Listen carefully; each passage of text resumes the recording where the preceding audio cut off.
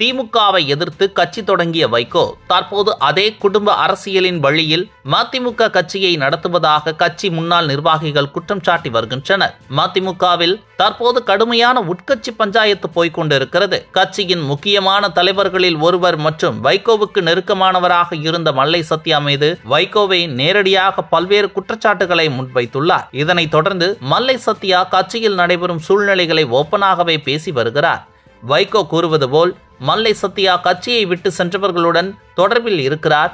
மேலும் சமூக வலைதளங்களில் கட்சியை பற்றி தவறான தகவல்களை பகிர்ந்தவர்கள் மற்றும் விமர்சகர்களுடன் நெருக்கமாக பழகி வருகிறார் என்றும் அவர்களுடன் திருமண நிகழ்ச்சிகளில் கலந்து கொண்டு வருகிறார் என்றும் அவர் கூறியுள்ளார். இது கட்சிக்குள் மேலும் சலசலப்பை ஏற்படுத்தியுள்ளது. மல்லை சத்யா தனது பதிலில் வைகோ தன்னை துரோகி என்ற பட்டம் கொடுத்து வெளியேற்ற முயற்சிக்கிறார் என்றும் குற்றம் சாட்டினார். தன் உயிரை காப்பாற்ற 3 முறை உதவிய தன்னை வைகோ இப்போது துரோகியாக பார்க்கிறார் என்பது மிகுந்த வேதனை அளிக்கிறது என்றும் அவர் கூறினார். இது வைகோ கட்சியின் அடிப்படை கொள்கைகளை மறந்து தனிப்பட்ட சுயநல விருப்பங்களுக்காக கட்சியை இயக்குகிறாரா என்ற கேள்வியை எழுப்புகிறது. இந்த சூழ்நிலையில் முன்னாள் மதிமுக செய்தித்துறை செயலாளர் நாஞ்சில் சம்பத் அளித்த பேட்டி இந்த விவகாரத்தை மேலும் பரபரப்பாகி உள்ளது. அவர் கூறியதாவது: வைகோ மற்றும் துரை வைகோ தவிர மதிமுகவில் உள்ள அனைவரும் என்னுடன் தொடர்பில் உள்ளனர். கட்சியின் முக்கிய உறுப்பினர்களும் ஆதாரப்பூர்வமான தகவல்களும் என்னிடம் தொடர்ந்து வந்து கொண்டிருக்கின்றன.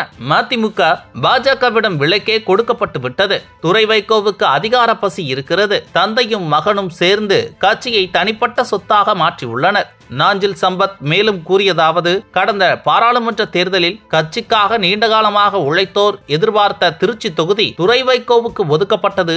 இது கட்சியினரிடையே நம்பிக்கையின்மையை ஏற்படுத்தி உள்ளது. வைகோ தன் மகனுக்காக கட்சியை பலியாக்கி உள்ளார் என்பது பெரும்பான்மையினரது கருத்தாக மாறியுள்ளது.